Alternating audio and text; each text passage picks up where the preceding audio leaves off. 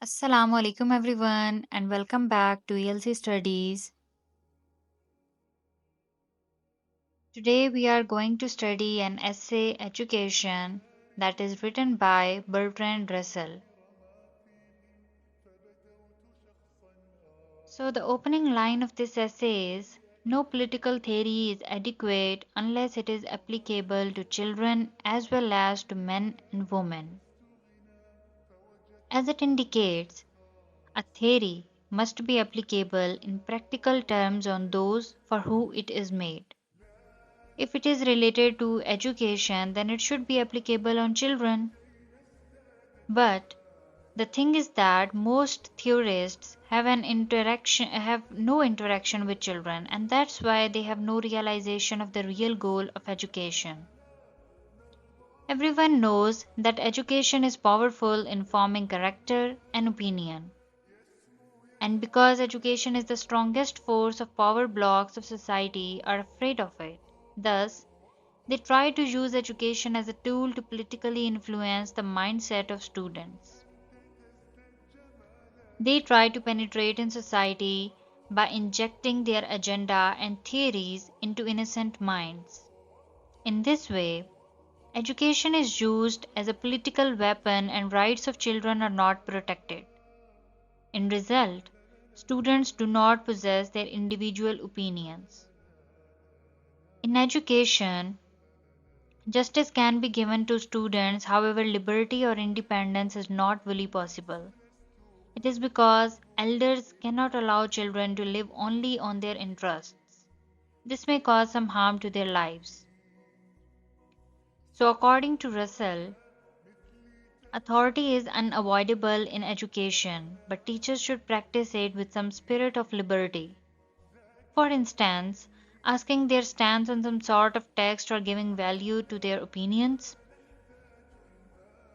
Then there should be reverence, which is respect for someone in teacher's behavior, because lack of respect can cause inferiority complexes in child's personality. After all, teacher is strong and wiser than weak and foolish child, so it's his duty to behave respectfully.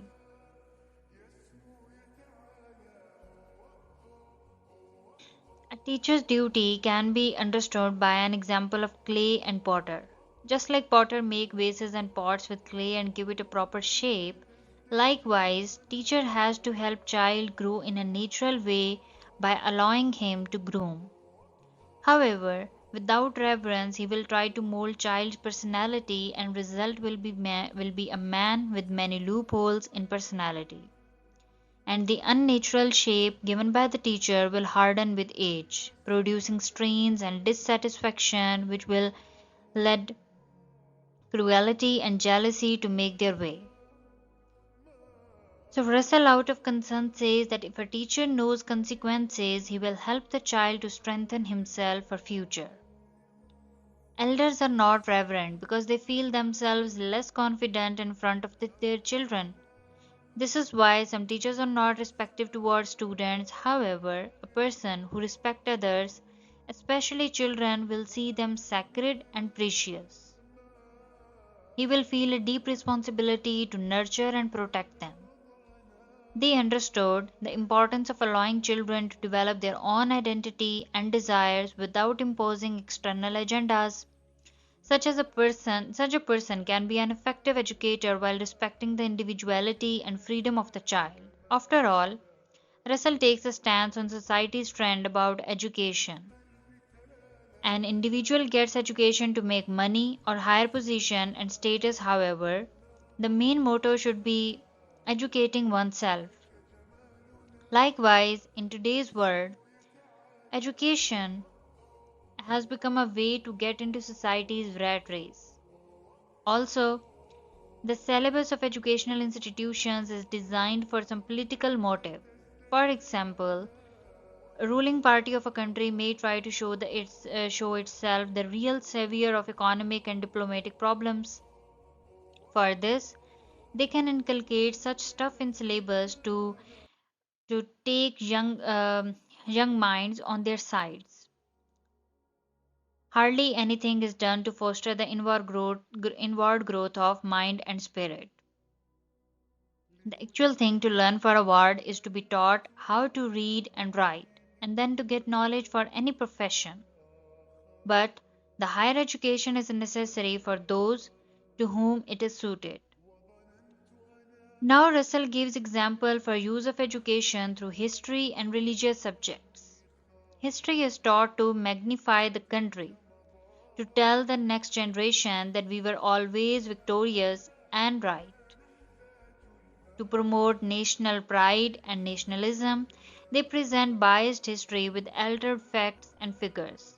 For example, if you study about the historical event, the Battle of Waterloo in different countries, history would be different. In England, kids might think that the Persians didn't do much as their allies, while in Germany, they might believe England was almost defeated until they saved them. So, these differing perspectives in the way history is taught can shape the understanding and interpretation of the events, contributing to national narratives and attitudes towards historical figures and events. And this led to misunderstandings and conflicts, keeping nationalistic feelings strong.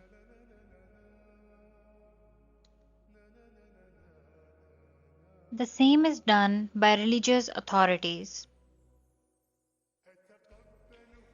They influence educational institutions for their own interests and to keep hegemony on common masses. In this case, educational institutions should remain general and liberal in thoughts. It is necessary because students under some influence are not able to make their own opinions, rather their mental power is destroyed. So Russell says that purpose of education should be protection of thought because education ought to foster the wish for truth, not the conviction that some particular belief is the truth.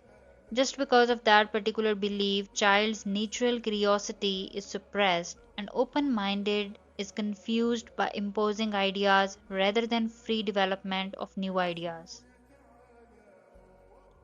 The real life situations are dealt with persons' own intelligence but not through others' opinions. And this education system can lead towards mental decay unless spirit of free inquiry is alive in student. It is because students concentrate on obedience, competitiveness, and blind belief in what they are taught. But these habits are not good for living a fulfilling life. Instead of obedience, students should value independence and instinct. Instead of being ruthless, students should strive for justice.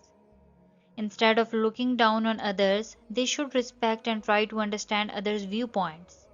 And instead of blindly believing everything, students should question and explore new ideas.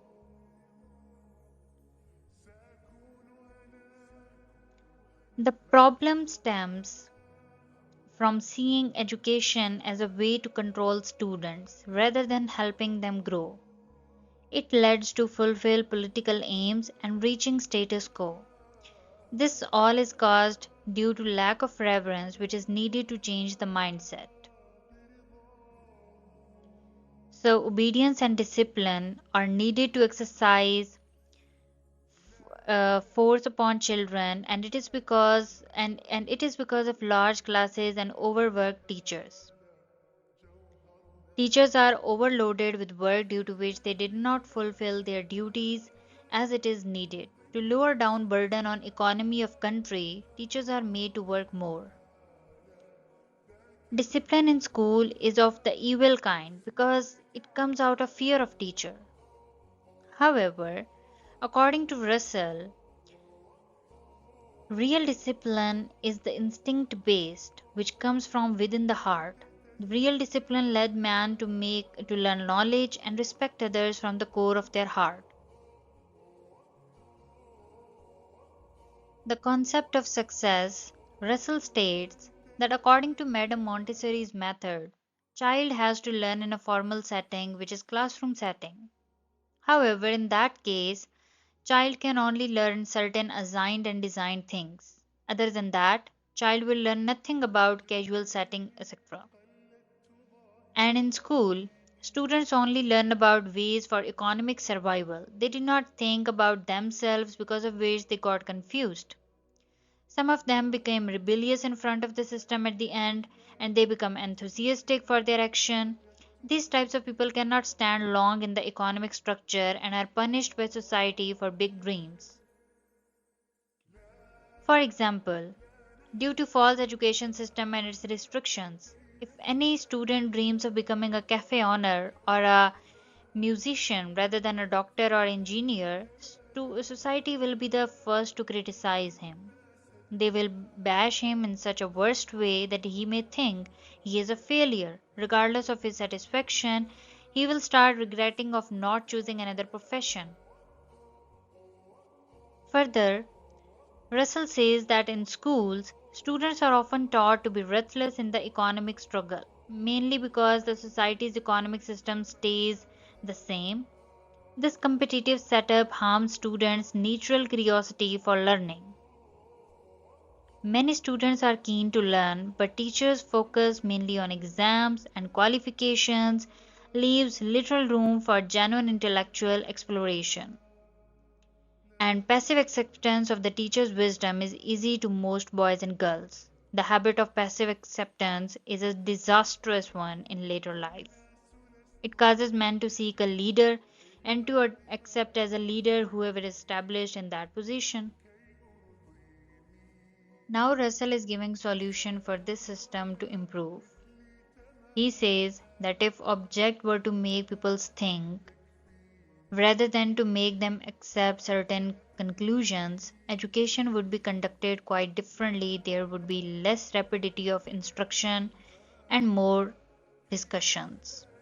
More occasions when people are more encouraged to express themselves, more attempt to make education concern itself with matters in which people feel some interest. In this case, the power of thought can lead to imagination and can lead to dream other than trivial daily routine and can break prison walls of commonplace. This can lead them to passion and dignity of man, which human spirit is bringing down out of the unknown, and this is what education of mind is to be valued. The joy of a mental adventure, the war of thoughts, is a more common in younger ones. And this education kills the mindset and makes men and women a fearful being. It is rare in later life because everything is done to kill it during education. So Russell says that thought is great and swift and free the light of the world and the chief glory of man. Thus in education system students should be free to think. At last, Russell advises that education should not aim at a passive awareness of the dead facts but at an activity directed towards the world and that our efforts are to create.